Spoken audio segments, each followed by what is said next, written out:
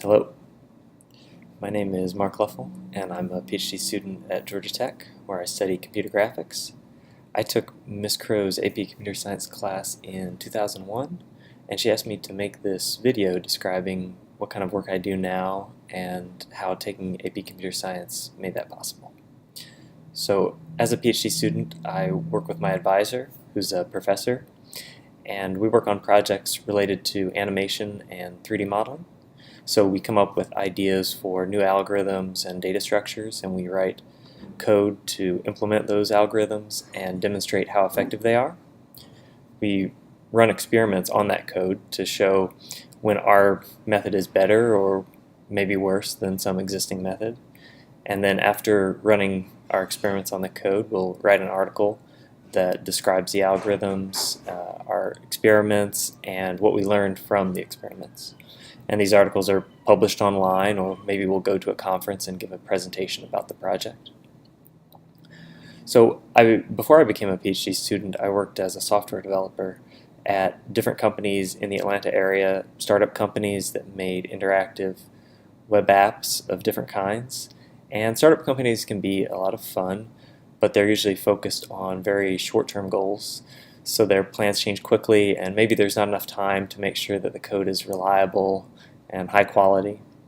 And so in 2009, I left my job and started as a PhD student.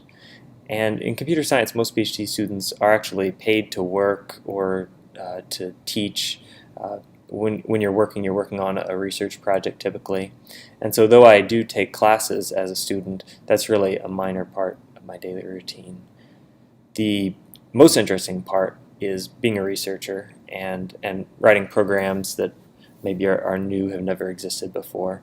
So I've made software for creating and editing animation, both hand-drawn, sort of like old Disney-style animation, and 3D animation. In particular, I wrote a program for animating the motion of tango dancers.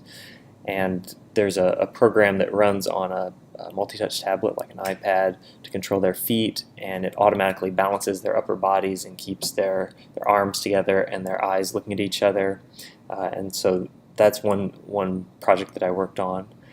I've also built 3D modeling software for heart surgeons who repair birth defects in children's hearts. And the 3D software allows them to propose different variations on a surgery. For example, maybe they should cut a little bit to the right on this artery or stitch a little bit lower at the atrium. I've learned all sorts of words about anatomy, about the heart in the course of this project, which is one very cool part of being in computer science, is that you often get to work with people who have skills that you don't have and have this deep knowledge that you don't have, but you can write programs that help them, and they'll teach you about their domain. So I've learned all sorts of things about different ways that hearts can be deformed and ways to repair them, even though I knew nothing just a few years ago.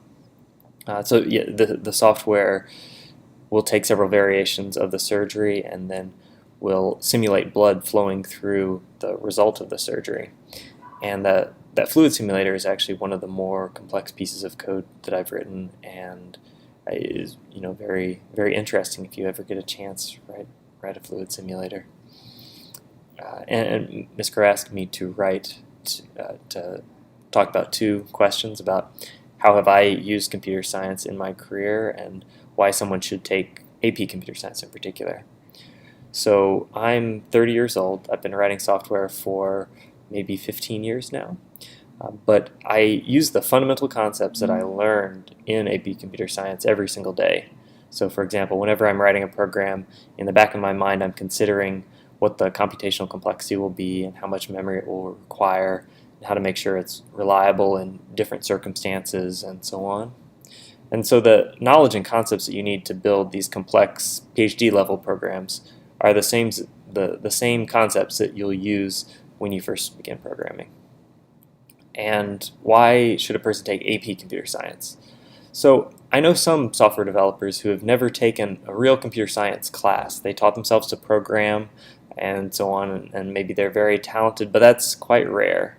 And in fact, I already knew how to program a little bit before I started the AP Computer Science class, but I had no idea how to make sure I was creating a good, reliable program instead of one that was bad, slow, buggy, crashed a lot. So if you're interested in becoming a software developer, the AP Computer Science class will give you the skills to really understand the difference between good and bad programs even before you run it and you crash. But even if you don't plan to write software professionally, understanding how computers and programs work will make you a more capable person in almost any field, whether it's being a photo editor or a musician, where you might need to understand why your synthesizer isn't working. So I think that the understanding of computers is important even if you're not making new software, because computers are around us in any sort of profession that you'll encounter. So I think it'll make you a more capable person in general. So that's all, and good luck.